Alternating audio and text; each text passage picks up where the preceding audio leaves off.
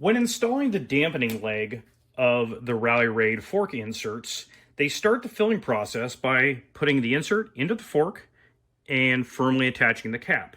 You then flip the whole assembly upside down and start dribbling oil in through the bottom.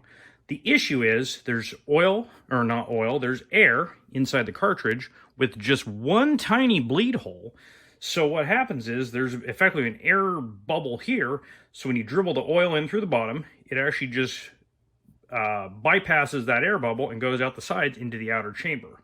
To prevent this or to avoid this, I get a syringe, or in this case, I've got a fancy race tech tool, fill it with oil, and then I actually will insert the straw past those bleed holes and effectively inject oil into the cartridge. And I'll do that a couple of times until I have a fair bit of oil already inside there.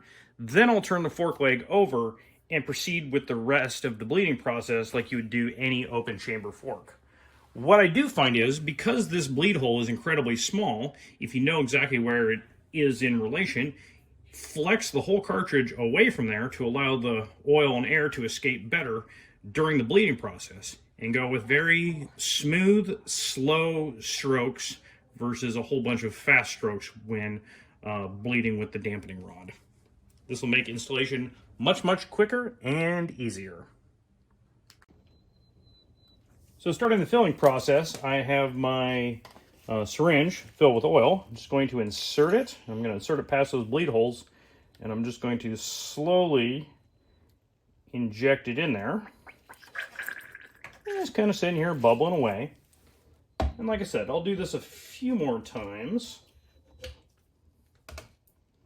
Just for the sake of video, I'll just do it one more time, dribbling some oil everywhere. I just kind of do this slowly so that we don't shoot oil everywhere.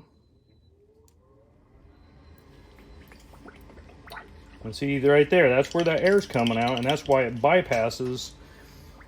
It actually bypasses the chamber. So pump it a few times, then put a little bit more oil in, and after you've done that a few times, flip it over and finish the bleeding process from the top.